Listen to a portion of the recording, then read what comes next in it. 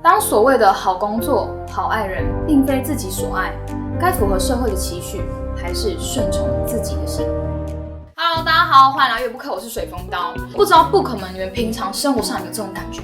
明明对方是一个很好的对象，可是却觉得有一种说不出来感受，或是这明明是一份待遇很好的工作，可是却越做越没有劲。没有错，今天越聊聊要来谈的主题就是追寻自我。我们之前有一集越说书讲到《感情这件事》这本书里面的恋人关系，那我这次要来讲的就是自我关系。还没有看过上一集的可以点右上角去看一下上一集的影片。为什么会想要谈自我关系或是追寻自我这样的主题呢？是因为我觉得家人、恋人、夫妻这些关系都是非常明确，而且是很容易被我们察觉到的。但是会不会有的时候，其实我们并没有去了解自己跟自己的关系是怎么样的，或是忽略了自己内心的感受？我觉得多数的时候是这样，我们为了很多人去付出，为了很多人去努力，关心了很多人，却忘了关心自己。所以我们今天就想来特别讲讲自我关系。这本书其实是透过一个临床心理师，然后他每周去了解来诊疗的人他的状况，进一步的去让他厘清自己的想法。所以接下来我们就开始来讲这本书了。自我关系，谁的期待？这一路走来，你不落人后，走得很快，也很有效率。但是你可以告诉我，你要去哪里吗？这是谁的计划？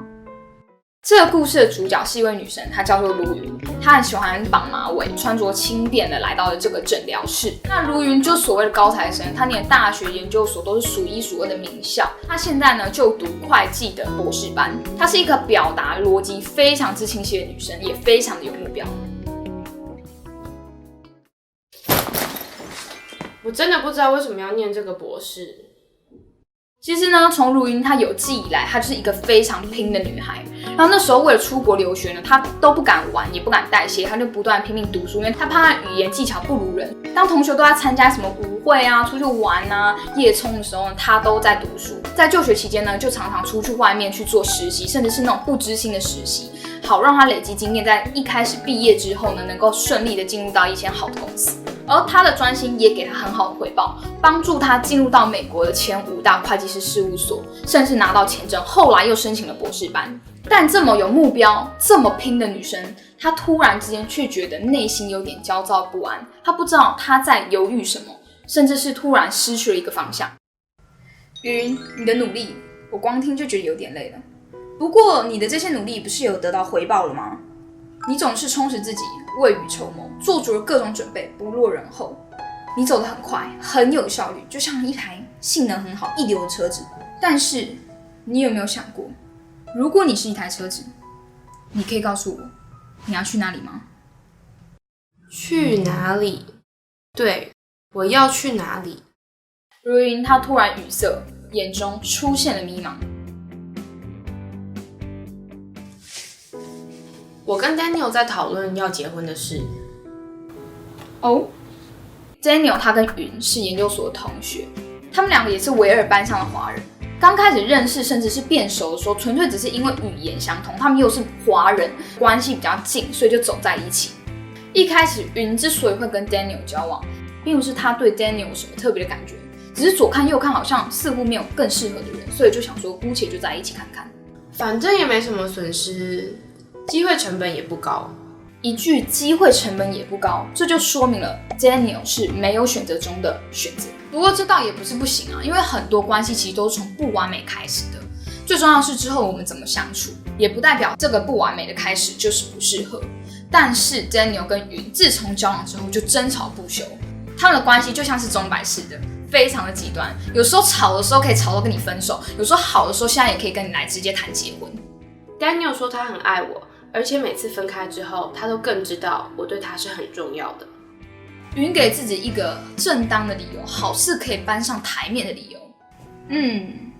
他很爱你，所以不然呢？这难道不够吗？我以前在家里就是看到我妈如何迁就我爸，我爸那样的人就是完全不为他人着想，我就告诉我自己，我绝对不要像我妈一样。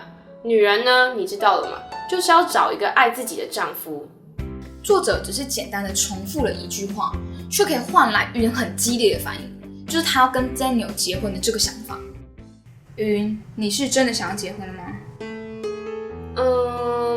我也是应该差不多要结婚了，不是吗？应该。对啊，应该是时候了。我身旁的一些好朋友也都陆陆续续在结婚。我原本也是设定30岁前要结婚，而且 Daniel 他也是个不错的人啊。现在身旁放眼望去，还有更适合的人吗？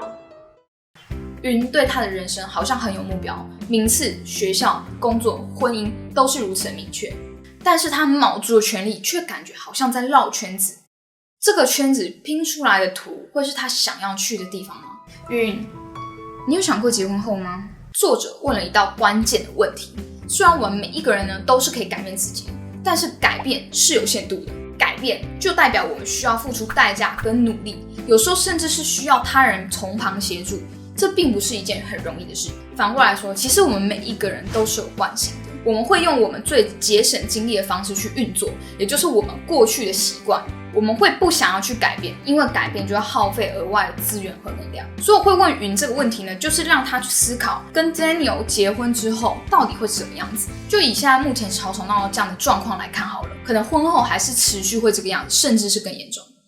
结婚是一个明确的目标，但是然后呢？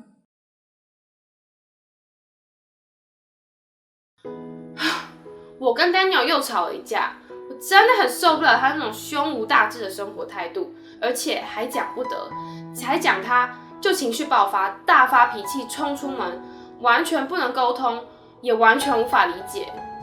你跟 Daniel 这样也不是第一次了。你说他不跟你讲道理，但是你知道吗？如果他要跟你讲道理，要讲得赢你，也不是一件容易的事哦。但是我需要一个可以沟通、可以表达、有一点点理想、遇到事情可以讨论的人，而不是动不动就放弃。云一口气说出了我们很多人在找对象时很久都无法去厘清的标准和条件。哇，这样听起来 Daniel 让你知道了你需要的伴侣特质跟你想要的形态，但是我好像反而从他身上发现了我不想要的是什么。这是一个关键的时刻，在这个时刻呢，云开始可以去看见一些没有在他视线范围内的东西，他开始会去思考那些他从来没有去怀疑过的想法或是行为。云很聪明，但是却有许多盲点。盲点其实我们每个人身上都有，跟聪明无关。Daniel 这些我不能认同、无法忍受的地方，反而让我知道我想要的是什么。但是他是一个很好的结婚对象，他很爱我，我也到了该结婚的年龄。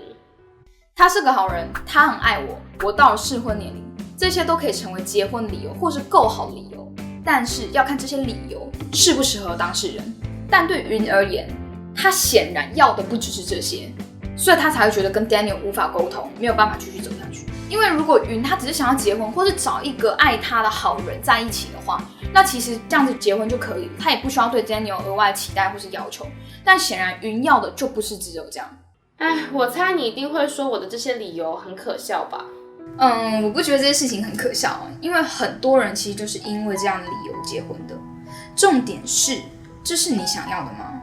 如果结婚是一个很重要的目标，那你就在某些方面需要有所妥协，不能所有的事情都符合你的要求。那么云，我就想问你了，到底哪一项因素对你而言是最重要的？不管是哪一种因素，绝对都不会是这几样。那这几样因素是从哪里来的？这些期待是从哪里来的？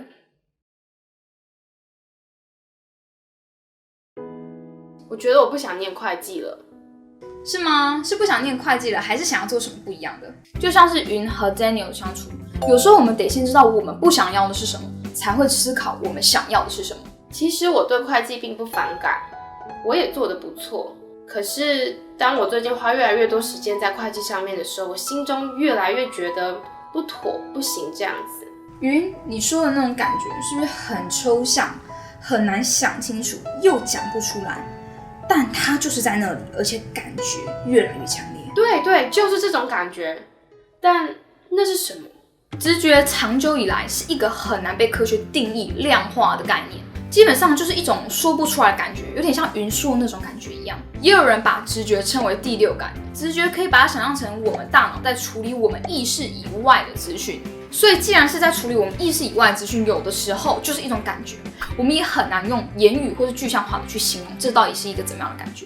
这就好比我们第一次跟一个人见面，有时候就会莫名其妙对这个人有好感，有时候就讨厌这个人。其实这就是因为我们大脑的直觉在处理我们意识以外的资讯，也许那些资讯可能是他的言语、谈吐、个性、外形，他整个人给你的感受。你以为你没有在观察他，其实你的大脑都在处理你意识以外的资讯，所以你才产生了对这个人是有好感或是没有好感的。这个概念呢，其实就好比我之前有思考过一个问题，就是潜意识的问题。你会对一个人一见钟情或是情有独钟，那其实是因为你的潜意识早就已经设下一个好的标签、好的条件跟你的价值清单。而这个东西呢，它其实就是依据你过往的经验，你认为什么东西是好，你认为什么东西是坏，你在你的心中默默的去总结这些东西。所以其实潜意识早就帮你筛选好你要的对象，可是有时候你可能说不上来，你为什么会对这个人有好感，你为什么会想要跟他更靠近。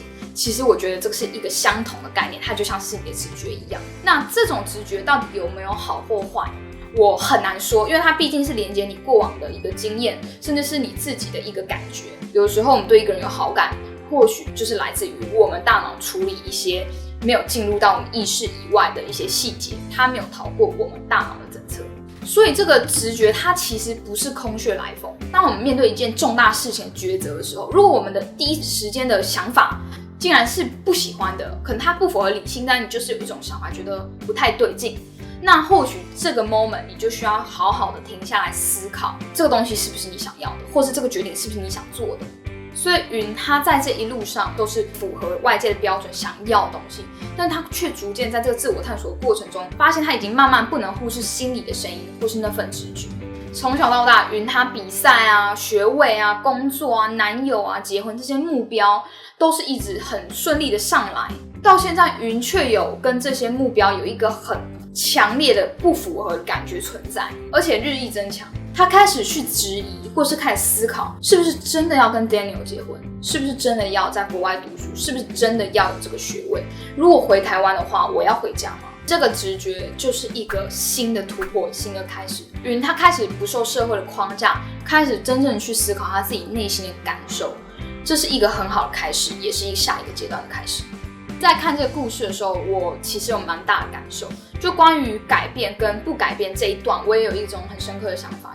我觉得人真的是一个很惯性的生物啊，就是当我们真的没有碰到一些很重大的事情或是抉择点的时候，你其实就算说我平常心理直觉上有怪怪的好了，但你也不见得真的会去做一个很大的改变，你可能还是用最省力的方法运作，也就是你过去的习惯，然后继续的不要改变。可是你可能心里也知道这件事情是错的，这个关系或是这个工作不该这样继续下去，但是却很难去跳脱原有的框架。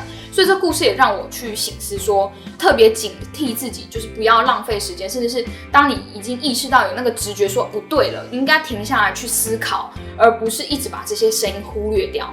再来就是我真的觉得第六感这件事情真的是一个很玄的东西，我不知道不可能在你们生活周遭，你有没有曾经过就是那种你直觉这件事会怎么样，然后很准它就发生了。其实有时候我也会这个样子，有一些事情你的直觉真的很莫名其妙的准。我真的觉得在两性关系中也是一样的状况。以前我会觉得女生主动一点或是稍微示好一点可能是一件不好的事情，会觉得说有点太主动了。但是以我身旁朋友看到的例子，我会觉得很多时候女生她们交往的男性朋友或男朋友，我觉得都不是他们真正想要的，而且他们其实心里也有这种感觉，而只是因为他对她很好，他是一个好人。像云的男朋友 Daniel 一样，Daniel 他其实真的是也没有说有什么地方可以挑剔嘛，就是一个很适合结婚的对象。但是适合结婚的对象到底适不适合你，这又是两件事情。那我宁愿就是希望我身旁的女性朋友，她们可以真的去对他们喜欢的男性释出一点好感，或是跟他们喜欢的男生相处，而不是被动的等待男生来追求。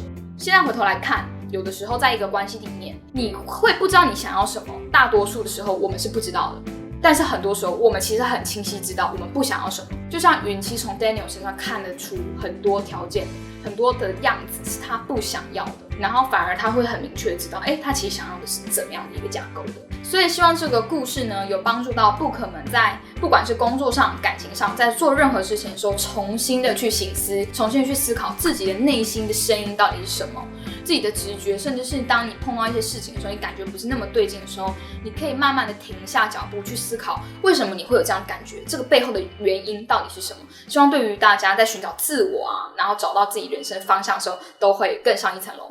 那最后book们的问题是，你的直觉最近告诉你什么呢？底下留言告诉我们。你今天愿吗？如果你喜欢这部影片的话，请传给身边可能迷茫的朋友们。那就这样啦，分享、订阅、按赞、留言、关注我们，拜拜。可以去看上一集的恋爱关系，对，应该是恋爱关系的右上角。